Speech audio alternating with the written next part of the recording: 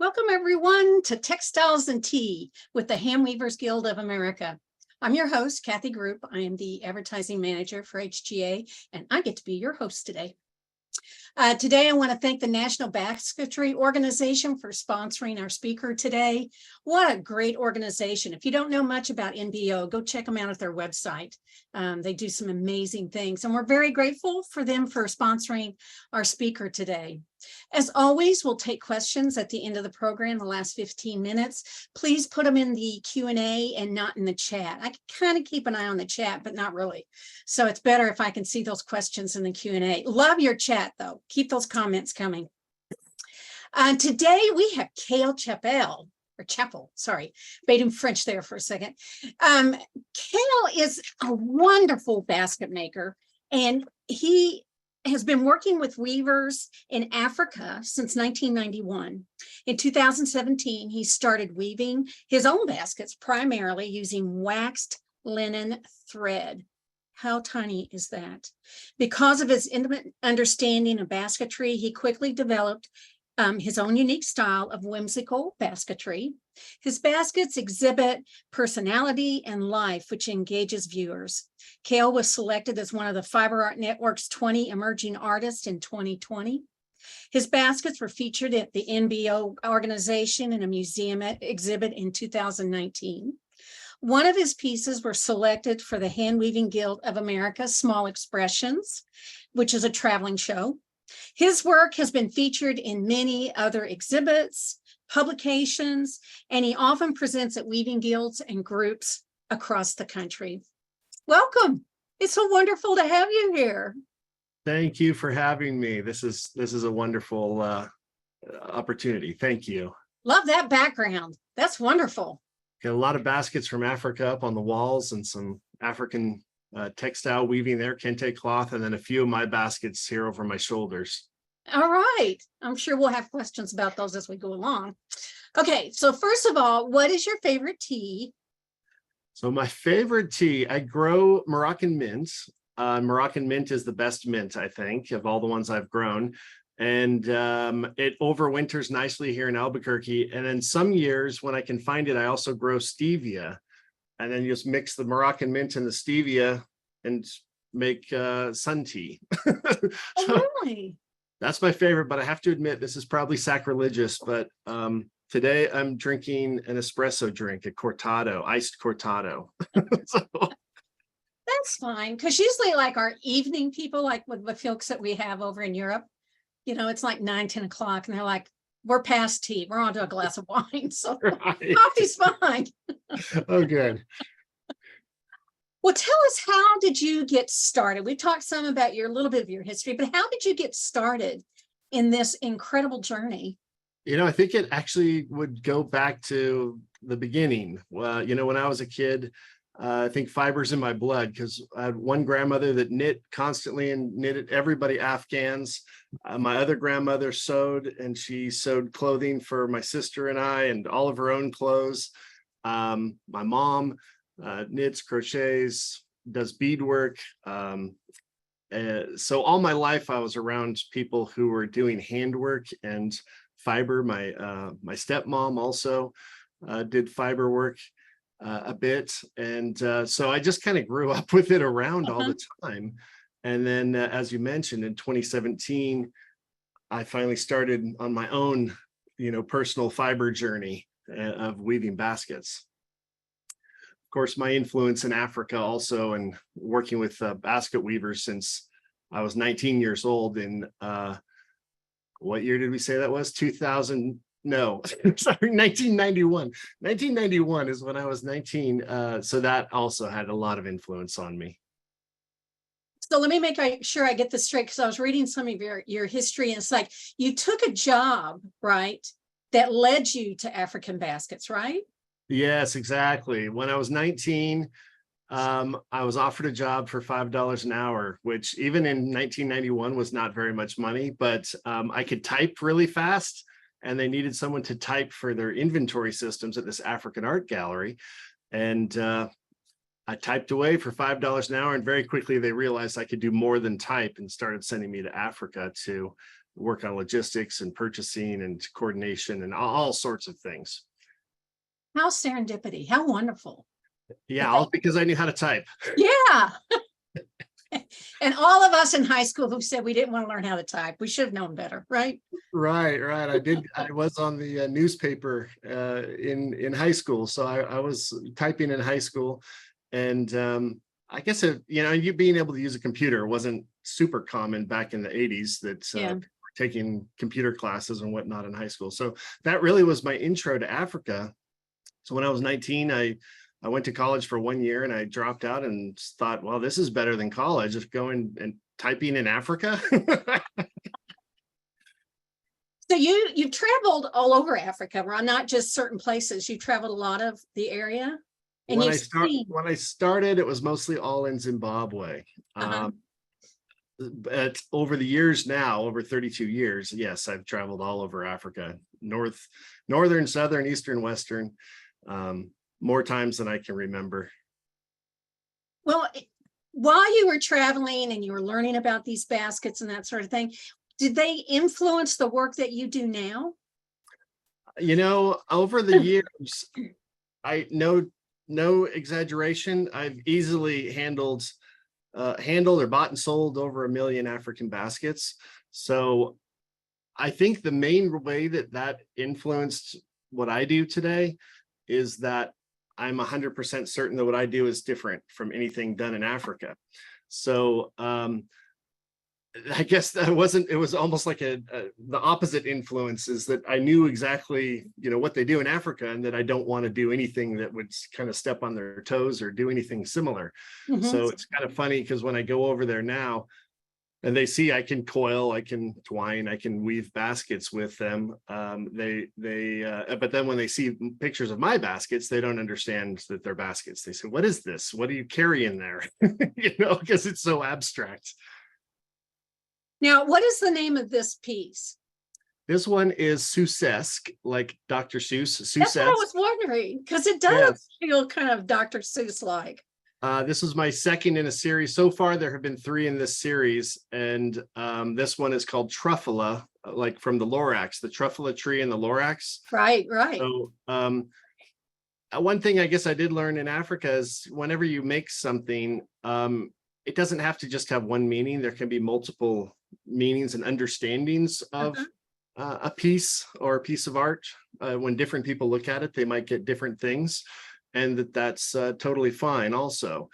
Those first 10 years when I was working in Zimbabwe with stone sculptors, actually primarily stone sculptors, but also basket weavers, they would bring a piece and I'd say, well, what's the title, so I can type it onto the computer? What's the name of this?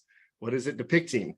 And, they might have 4 or 5 different themes depicted in one piece. So this is kind of along those lines too. It could be totally abstract, could look like a truffula tree or not. It's just my interpretation when I saw a truffula tree or thought about it that, oh, this is what mine would look like.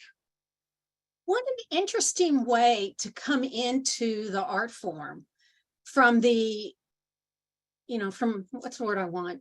More of the analytical part of what is the meaning and what, from that end of it, rather than just seeing it and appreciating it. And I hadn't thought about that the whole time we've been talking back and forth. I hadn't thought about what an interesting entry into basketry for you. Yeah, it was sort of almost coming in through a back door, if you will, because I don't Yeah. have any art education. I can't, draw anything. I'm pretty good at making things with my hands, but Obviously. I didn't even realize that until relatively recently. Well, in 2002, you started your own business called Baskets of Africa, and you were importing African baskets. Can you talk some about how that came about, why, that kind of thing? Because that was a leap, I would imagine.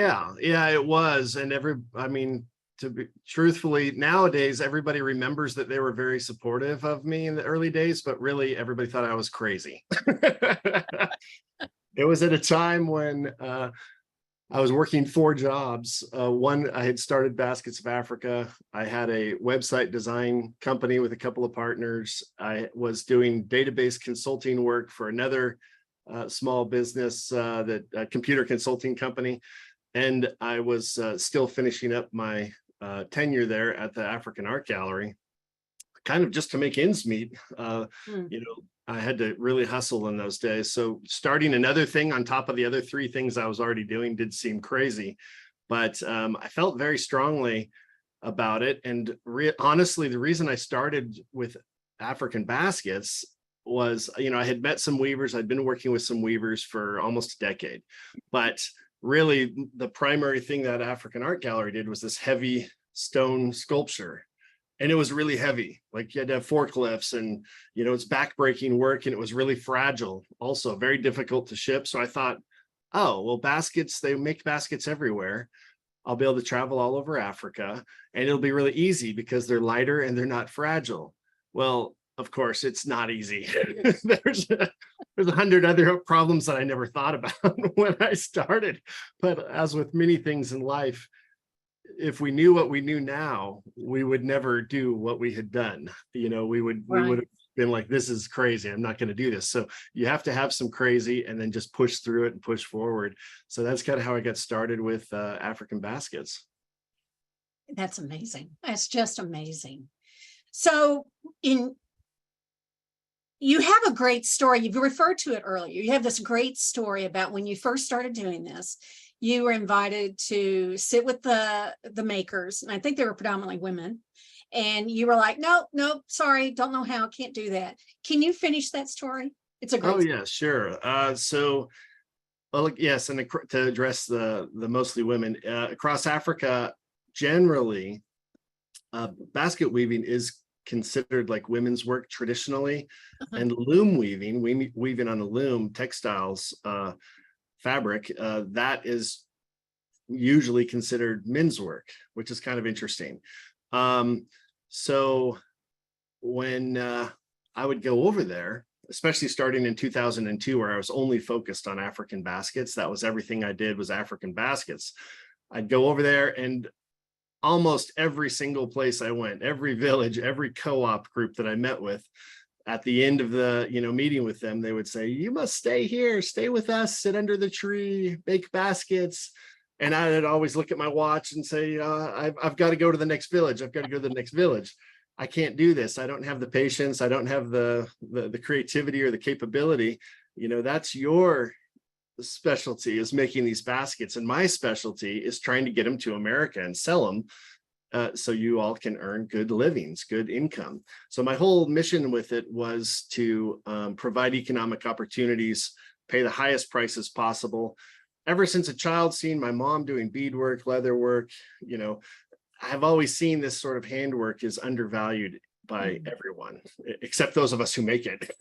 So when you go out and try to sell it, people don't understand, how much, heart and passion and creativity and time goes into making these items. So my goal was to sort of raise the prices of baskets and raise awareness of like, these are really, really difficult and time consuming to make. And coming out of that art gallery world where they were carving stone sculpture, seems like it'd be really hard to hand carve a sculpture with a hammer and a chisel, but it's nothing time-wise, it's nothing compared to weaving a basket. So, but those were fetching high prices, and baskets were like, oh, here's some baskets thrown in a pile in the corner of an art gallery or something. So I wanted to raise that sort of awareness.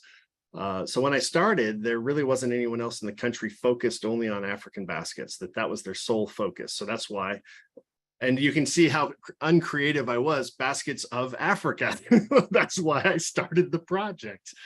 So yeah, so I just would constantly say, no, I can't do that. I'm incapable. And 2017, I told that story to someone here in Albuquerque, and she said, well, I can show you how to make a basket. It turned out it was really amazing. She would come to the warehouse and spend an hour with me. And I said, and she said, well, what do you want to learn? And I said, well, I want to learn how to make baskets with a lot of patterns on them in color. And she said, well, I've never made a basket before, and I've never made a pattern before. So I was kind of I learned some of the basic technique, and then I was kind of on my own. So that was just almost 6 years ago. It was September of 2017. So then a year later, I made a lot of little baskets. A year later, I went to a class at Haystack Mountain School of Craft, taught by Lois Russell. And that's where then I really learned, like, oh, everything I knew from the past year I had been doing backwards. And I learned several different other new techniques to put in my sort of weaving tool chest. I had maxed out on what I could figure out on my own in that year. And that really sort of got me rocketing off, learning from Lois Russell about all the various different types and techniques of twining, forward, reverse, full turn, 3-rod or triple twining. There's a lot of different types of twining, and she got me really going on all that. So that opened up all my possibilities. Well, was it kind of like an aha moment of, oh my gosh, this is what I need to be doing? Or was it kind of like a gradual, oh, I like this, and then the more you did it, the more you loved it? It was definitely like, pouring gasoline on a fire. I took off. I loved it. And you know what I say is all that patience that I was lacking when I was younger and telling the weavers, I don't have time, I can't do this. Well, weaving baskets will teach you patience. It forces patience upon you. So now I'm very patient. There's, this big piece over my shoulder here. I'm having a hard time finishing it because I've been working on it for a year, but I know I can't finish until I feel like it's done. You can't just finish something. I can't just say like, well, this is good enough and finish it. I can't finish it until my concept is done and I feel like it's done. Wow. Okay. Well, we're going to talk more about how you weave and that, how you design, but I want to talk some about the size of your baskets, which is incredible. I don't know how you do this because they're from, they can be very, very small, as we'll see here in our first image. And when, I mean, look how tiny that is. That's amazing. And I want you to explain about the one on the right, because that's kind of deceptive, I think. How big are the ones on the right? Well, on the one on the left, I apologize. I did not get a manicure before getting that photo. Oh, that's what I looked at. So obviously that picture's blown up way. So that basket there is actually smaller than a match head on just a standard wooden match. That basket is over 150 stitches and smaller than a match head. It's done out of silk, which I waxed the silk myself. It just works a bit better when you're with the twining. It works a bit better when it's a waxy and not slick. Definitely something that's not slick. And silk can be a bit slick for weaving. So just by pulling it through some beeswax, that's all you need to do. On the right, yes, this is a set of 3 thimbles. A gentleman, I saw him in the chat, actually, Ralph Simpson, up in Canada. We were in that haystack class together with Lois Russell, and he saw me doing all these little baskets, and he said, why don't you try weaving over a form? I said, what do you mean weaving over a form? I don't understand. Because in Africa, you don't see people weaving over a form. Generally, 99% of the time, they're not weaving over a form. I had never seen it before. So he said, well, you make little things. Why don't you try weaving over a thimble? So then I figured out, well, there's different sizes of thimbles. And then eventually I figured out there's people who collect thimbles. When they did a 2.5-page article on me in the International Thimble Collectors Society journal. And I learned more about thimbles than I ever knew. I always just thought there was one size. And so you can make these neat little sets of thimbles if you use different sizes of thimbles and weave over them. And I'm actually going to be teaching this in Oregon at the Columbia Basin Basketry Guild's Tidal Twinings retreat next month in Oregon. And my classes are all filled up, but there are some additional classes available there too. And it's a wonderful retreat up on the Oregon coast outside of Portland. Mm. What's the deciding factor for you when you get ready to make a basket? And I do want you to talk about these too, but yeah, after you talk about this, talk to some about how do you decide that I'm going to make it big, I'm going to make it little? Well, ahead of time, or when you start, it just comes to you? I sort of had this phase going, and I need to reignite this phase because I'll be teaching it next month. But I had this phase going where I was just trying to see how small of a basket I could make. And for example, the piece on the left here has more than 50 baskets, and every one of them's different. They're different shapes and sizes and patterns. And I just wanted to kind of see how small I could go. So this preceded the little tiny matchstick one. This was about as small as I could go because this was the smallest material I had, 2-ply wax linen thread. Then I started looking around, like there must be, basketry to a certain extent, the size of the material you use will mostly dictate the size of the basket you get. So I needed some smaller material, and that's where I found that silk thread and used that. So these two are called, I was weaving these little baskets and just playing around, trying to see how many different patterns and shapes I could make. And I realized, like, how do I display these? Nobody's going to want to buy one, or how do I make them interesting and engaging instead of just a handful of baskets? So I came up with this idea of sealing them in a glass tube. So they're sealed inside there. And I call this series Basketry Alchemy because it has a little bit of a test tube feel to it. And alchemy, though, tying in with the ancient form of basket weaving and the sort of mystery of why are these baskets in this test tube? What are they doing there? And then it's sealed in with wax. But also when you interact with the piece and you lift it and you turn it, it makes a noise and the baskets tumble around and they're always changing places. So I have plans once I get this huge piece done behind me. I have plans, and huge for me being, this big. I have plans to add another one to this series. I have an idea for it already. So about, you've answered that part. Let's go next to the question of how do you decide? How do you know do you start, you say, oh yeah, I'm going to make something tiny, or I'm going to make something sort of small, or?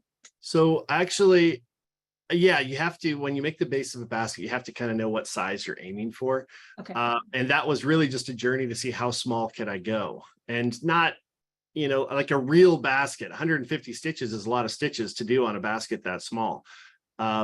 So I really enjoy miniatures. I like small, but you definitely need to know before you start weaving what size you're going for. And I always have some concept in mind. So for example, I have a concept in mind for my next Basketry Alchemy in that series. And I have a number of different series running, like they'll probably run for my whole life because I'll never finish any series. I know a lot of people have a series where they have a phase in life, the blue phase, or they go through these different stages. But for me, it's more frenetic, and there's like 10 different things happening simultaneously that I'll switch between whenever I feel like it. So I don't have another concept in mind yet for Susesque, for example. So that'll be on the back burner and I'll pull something out later. Now, I think that answered your question. Yeah, it did. You can tell my ignorance in basket making that, I don't understand the whole concept of a base to start with. Now, I read somewhere that you kind of had a shift in your work when you went to the NBO conference, National Basketry Organization conference in Kentucky, and you met Norman Shearfield, right? Am I saying Yes, his name Norman right? Shearfield. Okay.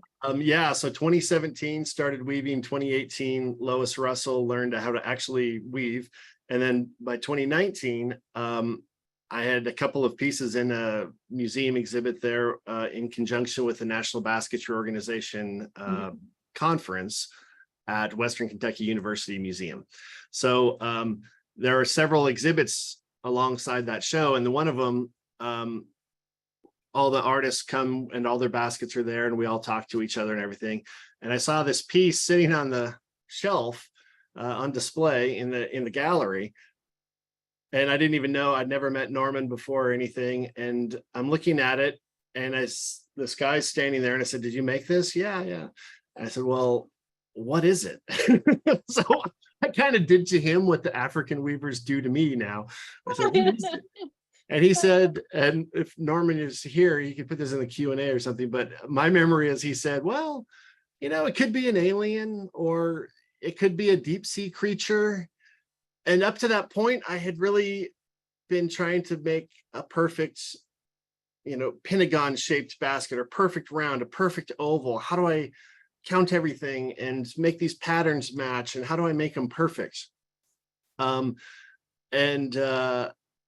After Norman's influence there, something just clicked in my brain like, oh, well, I can just have fun. It doesn't have to be serious. It doesn't have to be trying to make a perfect round. I can just have fun and do whatever I have in my imagination, which is, of course, the same thing I had been telling basket weavers in Africa for 20 years, just be creative and do whatever you think of. But it never clicked with me until I saw Norman Shearfield's work. And he does a technique called knotting. So in the basket world here, we all just refer to him as the knot man.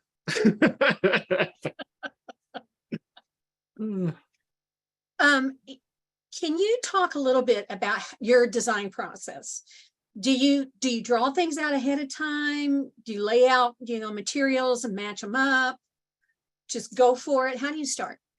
So first I have a concept in mind. I weave to a concept. I don't draw or pre-design anything. I just have an idea, or it may be something that I want to convey, like that red, white, and blue Basketry Alchemy that was horizontal on the screen. That one was called Basketry Alchemy Vote 2020. So it sort of had a message to like a get out the vote message.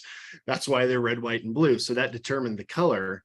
I knew I wanted to do another Basketry Alchemy. The election was coming up and I thought, oh, well, this has a message. It's very American, but to get out and vote. Mm-hmm. And there's there's a concept there, and sometimes the concept dictates the colors. So this big piece I'm working on now for the last year, it's called Inferno 2. I did a smaller Inferno that was actually in that first museum exhibit I was in at Western Kentucky University with NBO. That was my first Inferno, and now this one.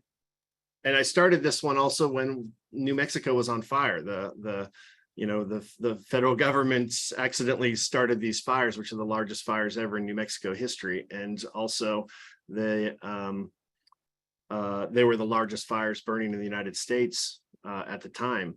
So there were controlled burns that got out of control.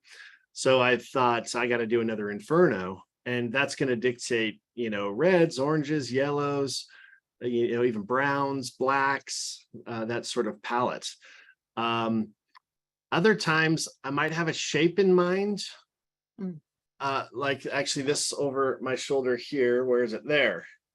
I had a shape in mind, and I went to my wax linen. I have every color and every size, of course, because why wouldn't you? And looked at those and said, well, here's some colors I need to use up. I never use these colors. If I just did the colors that I liked, all my baskets would be purple and blue and green. So, you need to kind of push yourself outside of that zone a little bit and say, but sometimes literally I go to my wax linen, I have drawers full of wax linen, and I literally just look at the drawers. I'm like, oh, I would never use this color, but I bought it, so I'm going to use it. So that kind of pushes me out of my comfort zone. Then I'll start there and look for other colors that go with it or against it. Both ways works really well. So, well, I'm glad you pointed out that piece, because some of your pieces have a wonderful kind of balance versus unbalance. And I think we have that piece. If not that piece, one similar to it. Here we go. oh yes. And can you talk some more about balance? And also, I'm curious, was this kind of reflecting of some kind of balance in your own life? Yeah, I feel like my whole life, a lot of my life has been sort of precarious from childhood. Sometime, I did have a pretty unconventional upbringing. We'll just say that for now. And this piece on the right on the screen here is called Balance Interrupted. And it was the first thing I did when the pandemic started, because it seemed like everything was going great. I had just come back from Africa. Everything was wonderful. And then 2 weeks after I got back from Africa, the world shut down. And I started weaving this because the balance of life literally was interrupted by the pandemic and by COVID. Something unseen, you can't see the germs or whatever, but it interrupted the balance of the worlds. So this one's called Balance Interrupted, and it is counterweighted. So, people usually will ask this. It's probably already in the questions. It's counterweighted with metal in the bottom, woven in, but where you can't see it. But there's a bit of metal in there. Otherwise, yes, it would fall over. And that's part of playing with that balance of where's the tipping point? How far can you go before you fall over? What do you need to do to ground yourself and balance, get that balance by having a firm foundation, that weight in the bottom. So the one on the left also has a counterweight woven into the bottom. Otherwise, it would fall over as well. And then I play with balance sometimes where the basket won't stand on its base. Because of the twists and turns of the basket, it will only stand on its top. It won't stand on its base. So yeah, I do like to play with gravity a bit and the mission and the goal of it also is to kind of get people thinking when they see it, like, how is that standing? Why isn't that falling over? Get them looking at it and thinking about it. And I found that's one way to engage people with the work. Well, you mentioned the bottom. I think this is amazing, is that the bottom of your pieces are just as important to you as the sides and tops. Why is that? And we've got some images of the bottoms just so people can see.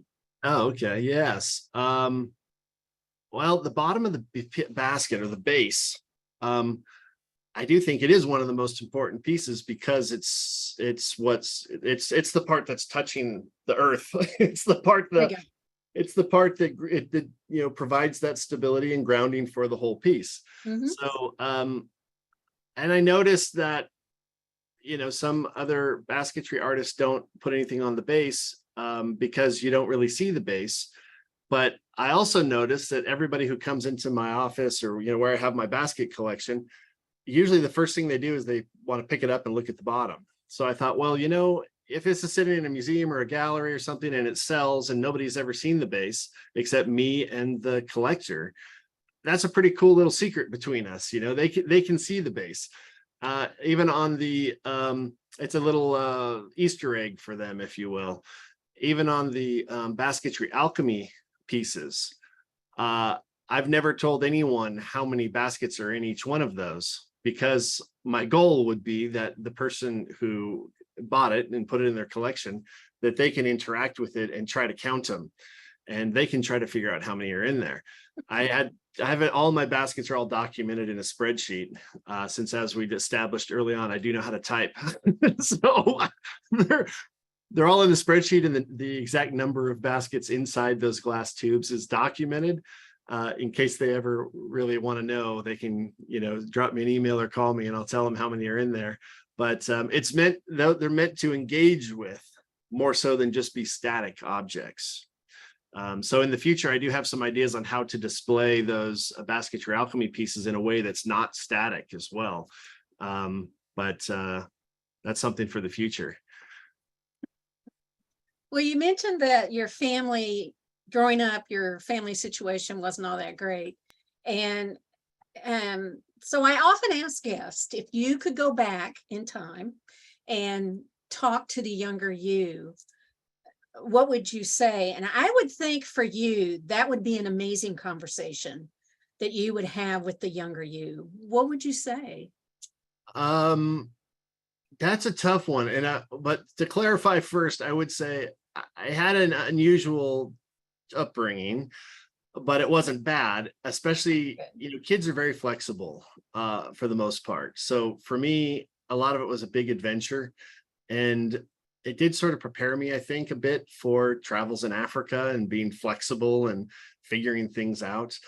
So just a little quick background, I grew up in many places with no running water, no electricity, living in a tent, living in a bread truck, living in a 8-foot travel trailer. 8-foot travel trailer is really small. And even a family of 4 living later on, when I was going into high school, a 24-foot travel trailer with a family of 4. And those of you who know me, I'm 275 pounds and 6'4". So I was a big teenager also. And we, lived where, we had to dig an outhouse hole to, for our bathroom, or we had to carry water. So when I first went to Africa, I looked around and I thought, oh my gosh, this is like a continent where most people live like I did when I was a kid, as if it was sometime in the maybe mid 1800s or something. And it's really difficult. And I know it's really difficult because I did it. So that was really the impetus for me to try to start a project, Baskets of Africa, to provide them with as much economic opportunity in their village while they were living like that, to give them some other advantages and opportunities in life. And that's really what pushed me to start Baskets of Africa too, because I really empathized and could commiserate with those conditions. We lived in one time we lived in a papaya shack in Hawaii with no running water. I think it had, I don't remember if it had electricity, or we had either one light bulb, or we had a kerosene lamp. I don't remember there. I went to so many schools before I was even in the 5th grade, and then I didn't go to school for a couple of years, and I really kind of started stable schooling in the 8th grade. So inside that papaya shack, if you turn on a flashlight or something at night, the whole ceiling and walls would be covered with these cane spiders, which are about this big, these cane spiders that eat the papayas and things out in the field, but they'd come in at night to seek shelter inside this shack, which was very porous, so they could get right in. And sometimes you'd be sleeping and something would hit your sheets and scramble away. And it was these, they could go up on the ceiling, but sometimes they fell off on you. So that's something that maybe nightmares are made of. But as a kid, it's just what it was. And we were always improving our situation, believe it or not. That was better than the place we lived before, and the place after that was better than that. So it was just a struggle. So I think what I would tell my younger self is just keep persisting, don't get discouraged, keep persisting, and keep pushing, and do what you believe is right, do what you know is right, and everything will work out in the end. everything did work out in the end. I have this sort of, Wonderfully, yeah, I have wonderfully. this sort of philosophy in life, like, well, whatever happens, happens for a reason, and it'll all work out fine in the end. And it does. So I do end up worrying a lot about things, but I try to push that away and just keep focusing on the here and now Mhm. and not the past. It was an interesting upbringing, but I don't, harbor any ill will or bear any, ill feelings towards, my parents or anything like that. It's just like that happened. And now look at me, I can go to Africa and survive with a little tiny backpack. I can go for 3 months, I could go forever. I'm very flexible because of that upbringing, I think. Oh, I can't imagine. I mean, that what you've been through and how you've managed to make the best of it. It's amazing. Thank you for sharing that. I appreciate that. That's Yeah, very kind of you. I didn't used And how to. much empathy you must have for what people have gone through. Yeah, when you've been there, done that. And I'm so thankful for what I have now. Because of my upbringing like that. I'm so thankful. And I worked really hard. One of the reasons I was working those 4 jobs at that one time was because I didn't want my kids to do that. I wanted them to have a stable, have a reliable car and a house and a stable upbringing at a good school and that sort of thing. So their upbringing is the opposite of mine, really. But the main thing is you have loving parents and family support, and you can make it through anything. Your energy is amazing. Well, let me ask you something else. What do you do with all the baskets you make? I mean, you must make a lot of baskets. I do. When I was making the smaller baskets, especially, I mean, that was a lot of baskets. But for example, even one of those pieces, like the tube is 1.5 inches by, I think it's 8 inches, and it has more than 50 baskets in there. I work full time at Baskets of Africa, but I could still make one of those baskets every night. So in 2 months, I would have a piece done. So I realized when making small baskets, I needed to kind of make more impact with those baskets by combining them in that way. Now the larger pieces can take easily. It's sort of rare and unusual for me to make something that takes less than 100 hours, even if it's this size. Or this one was actually about 80 hours. This one was actually over 100 hours. This was more like 50 hours. So they take a long time, actually. So I don't produce as much as you might think. And I've been blessed that usually things sell and they go off to someone's home and they can enjoy them. And I enjoy making them, but I also kind of consider that the highest form of flattery. If somebody wants to part with their hard-earned dollars to buy something from you, then you should sell it to them, because they really appreciate your work and they really want to support you. And I have a hard time with the really big ones sometimes letting them go.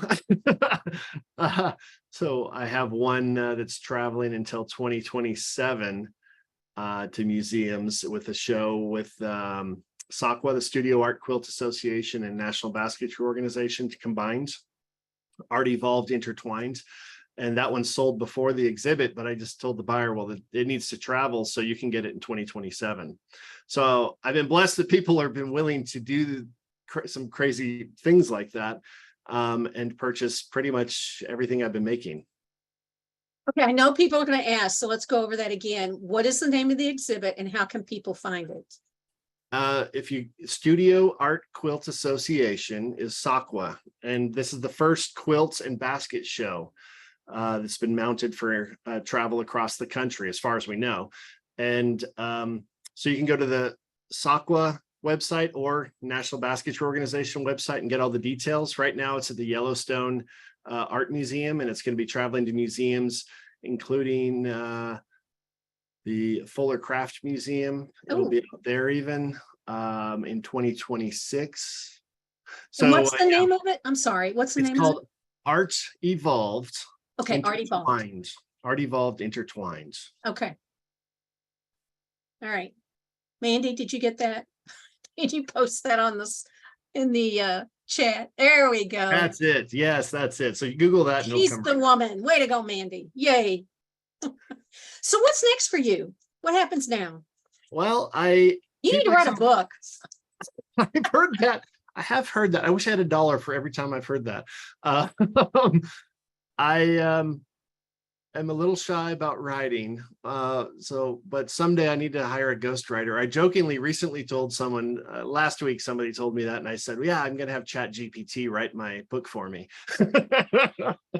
So I don't know. Someday maybe I'll have a book, but I'm still keeping myself real busy with Baskets of Africa, weaving. I'm learning, doing my best with what little time I have to learn. I do rigid heddle weaving a little bit, and I'm trying to learn tapestry weaving on the loom. And also I have a 16 shaft AVL floor loom with CompuDobby. So I'm learning how to use that and how to, make my own drafts so I can make my own patterns and fabrics and things. That's a 60-inch width with fly shuttles, double fly shuttles. So I want to get to where I can produce some fabric, at least for myself, so I can have shirts made and things like that for myself. But so that keeps me busy. And then I'm on 3 nonprofit boards. I'm on our local spinners, weavers, and dyers guilds, Las Arañas here in Albuquerque, and also Weave a Real Piece, Warp, which is an international organization supporting weavers, a lot of loom weavers, but also basket weavers around the world. And also the National Basketry Organization. Currently the vice president, and in January will become the president. So I'm actually dropping off of the 2 other boards so I can focus on National Basketry Organization during my tenure as serving as their president. And that's an important organization that supports contemporary and traditional weavers, particularly in North America, but also a bit overseas as well. They are lucky to have your energy. Yeah, so I have a lot in my future. Yes, you do. You do. Well, I was just informed by the staff at Shuttle Spindle and Die Pot that will be mentioned in our magazine. The your exhibit, Art Evolved, is going to be great. in the fall issue of ss&D, and that's coming out in a few weeks. So there's going to be information about there too. Well, you mentioned one of my big awards or things that I've gotten is I was in the Small Expressions in 2020. And then last year in Dogwood and Kudzu at Convergence. I had 2 baskets there at Convergence, if anybody went to Dogwood to Kudzu exhibit there, which was HGA, of course. So I really appreciate HGA and all that you do for supporting weavers. It's really an amazing organization. So that's where I first got excited about your work, is where I saw it there. So oh, wonderful. All right, we got questions. You ready for some questions? Yeah. All right. Bernadette, I think it's Ilpad. I bought a most beautiful woven wire basket several years ago in July at the Folk Art Festival in Santa Fe. The inner surface is a lightning pattern while the outer surface looks like striped snakes. My favorite baskets. Were you selling at that booth, I wonder? I don't sell at that booth, or I don't sell at the International Folk Art Market. I think it's one of the most interesting things that happens in New Mexico every year, the International Folk Art Market. I recommend everybody try to come and see that at some point if you're interested in international indigenous crafts and arts.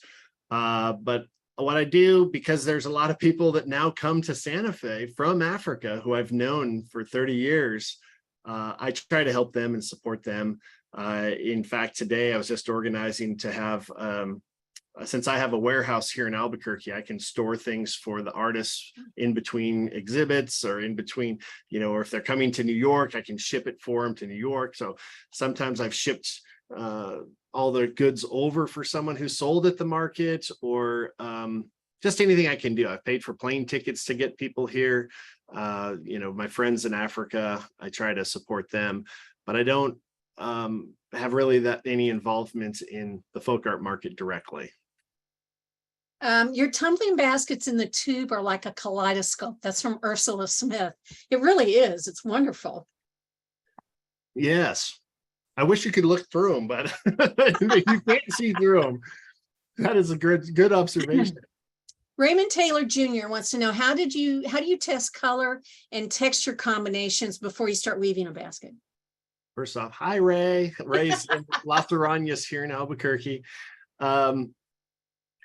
It's sort of just intuitive. I pick a color and then I just put it next to all the other colors, and then things just look right to me. Of course, usually what I like is a high contrast. When you're making fine patterns on a basket or in anything, I assume, if you're making really fine patterns, even on the loom, the higher the contrast is, the better. So black and white is always classic and great.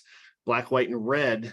Red is kind of in the middle tone there, but also jumps out. So that's classic. But purple and gold, opposites on the color wheel. So I just kind of try to look for various combinations that are going to provide that high contrast so people can see the work that I put into those patterns. Good point. Good point. There's some guy named Ralph Simpson said, these pieces are wonderfully congruous. Your technique is impeccable, Cael. Oh, thank you, Ralph. Ralph, We're glad you're watching, Ralph. Thank you. Yes. And what I've done, what I usually do when somebody like Ralph gives me an idea of weaving over a form, the first thimble I ever made, I'd gift it to that person. So I shipped that one up there to New Brunswick, and Ralph does amazing work himself in natural fibres because he's in Canada, Fibres. Fibres. I like that. Lisa Schweitzer, you've mentioned people interacting, engaging with with baskets multiple times throughout the interview. How important is the tactile component of basket making for you and your audience? And what materials do you especially favor for that reason? Great question, Lisa. That is a good question. Now, it's sort of a double-edged sword because I want people to interact with the pieces. However, what I don't want people to do, and I think a lot of basket makers are with me on this one, what I don't want them to do is to pick it up and squeeze it to see how hard it is, because they will dent. As tight as you weave, it can still get dents and things. So I like people to gently interact with them, but I also love the tactile feeling of the wax linen thread. Some people, when they're handling the wax linen thread, they hate it or they love it. I haven't really found many people in the middle. Either you hate it or you love it. I love the sort of stickiness and the feeling of working with it, which is kind of funny because I actually don't like my hands to feel dirty.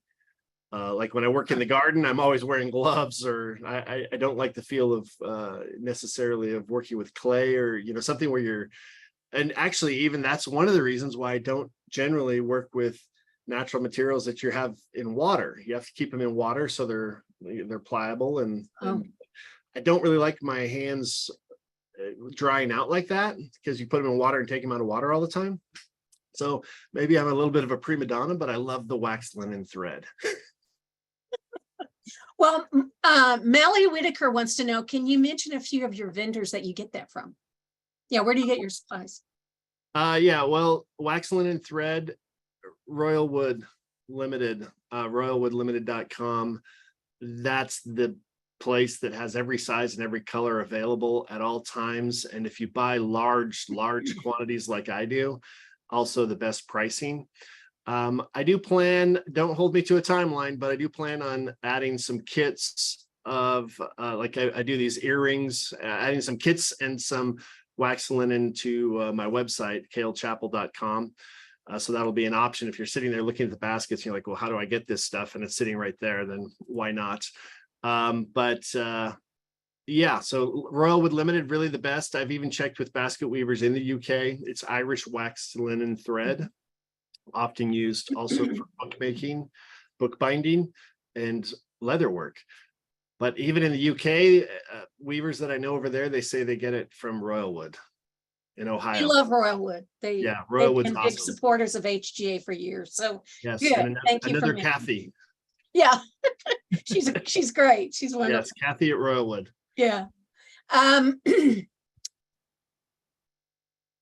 Well, somebody asked about what do you use, and you just answered that question. Oh, Maria said, she says, Cael, I have found that the wax linen tends to melt in my hands. How do you deal with that? It softens. It definitely softens in your hands as you're working it.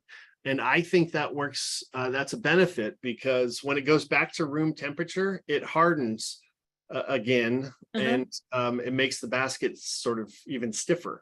But when it softens in your hands, I don't really consider it melting. Yes, you do get some on your fingers, but it's not like it's, melting off onto your clothes or something. It's not like a wax, like a candle melting. It's just, it softens. Then when you weave, when you're pulling really hard, the fibers almost meld together a bit when it's warm like that. And then when it cools, it really gets this surprisingly hard surface.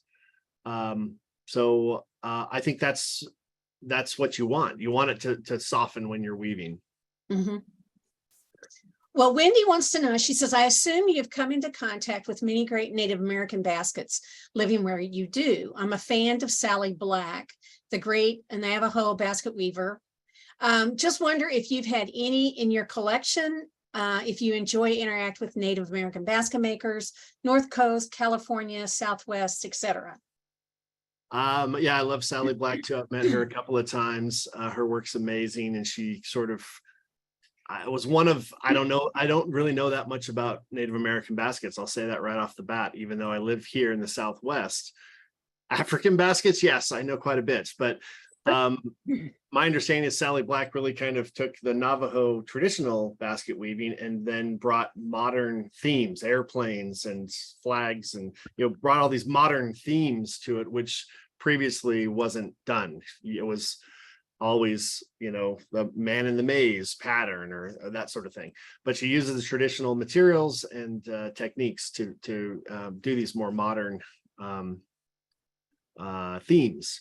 So yeah, I'm exposed to it. I go to the Southwest Arts Indian, Swaya, the Indian market in Santa Fe, they call it Swaya. And I just look at the map of the 12 to 1400 artists that are juried into that show.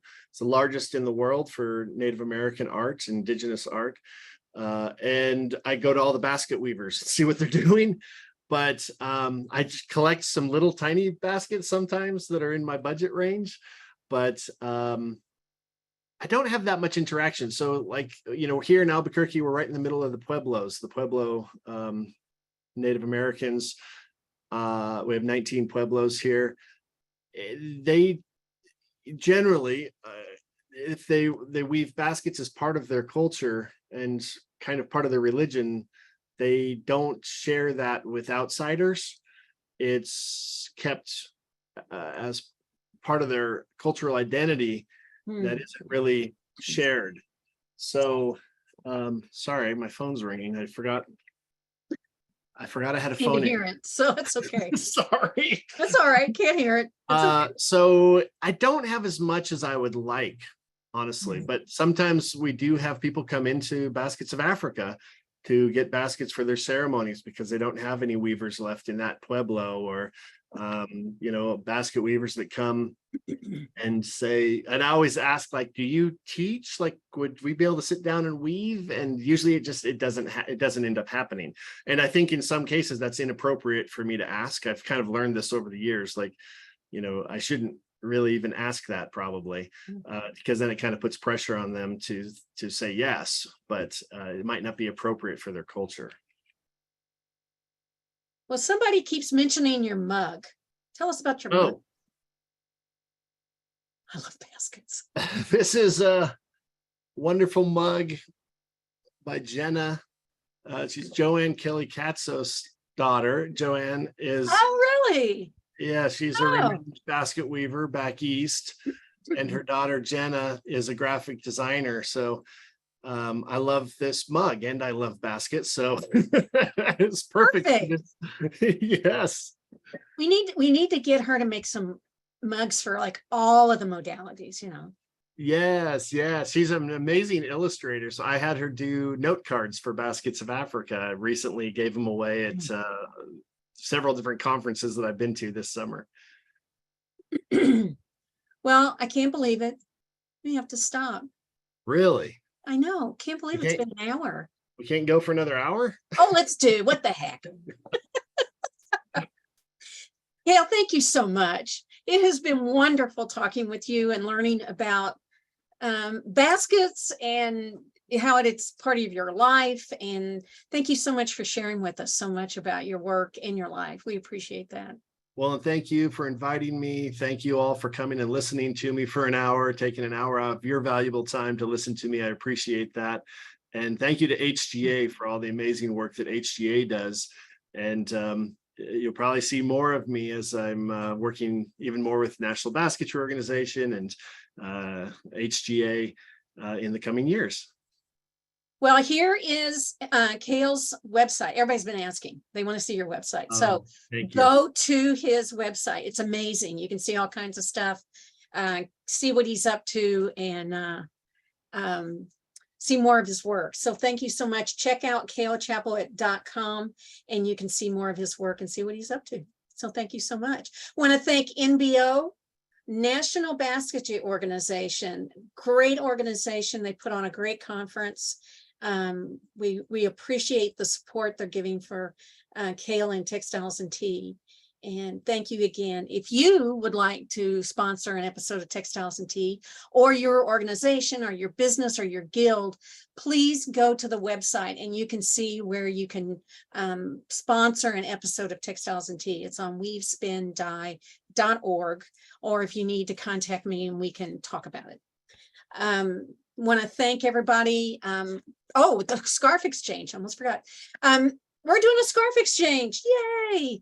The other exchanges have been so popular. You know, we've done towels, we've done bookmarks. Now we're doing a scarf exchange. And this one's a little more complicated because you can either do like a really southern kind of scarf or something from more northern. So that way, if you're, you know, living in Florida and you get this big wool scarf, you know, you're never going to get to wear it. But now you can, you know, do some difference. So go to the website for all the details. You need to have it ready in October. So you got plenty of time, you good weavers. Me, not so much, but you've got time. You get that warp on the loom and make a beautiful scarf and exchange it. And how nice to be able to wear someone else's scarf. It's so much fun. So go to the website, weavespindye.org, and you can see all the details about the scarf exchange, sizes, and, you know, when it needs to be shipped and that sort of thing. So that one is coming up. We want to thank everybody for the donations that we get for Textiles and Tea and the Fiber Trust and your memberships. All of these programs, whether it's Textiles and Tea, Careers in Textiles, the Spinning and Weaving Week, which is coming up, all of those happen because of the donations that people make to make these programs happen. And we're always looking to see, what do we need to do next? How else can we help and support our membership and keep the fiber arts going? So thank you for donating, for being sponsors, and we appreciate that. You can donate or join at weavespindye.org. Next week, Pat Malley. She is a COE recipient and is helping us with the COE for spinning. So we encourage all you folks, if you're interested in spinning and you want to learn more, or you're a spinner yourself, come join us next week and we're going to talk to Pat and her work. Thank you all for joining this week. I hope you have a wonderful week and happy tea.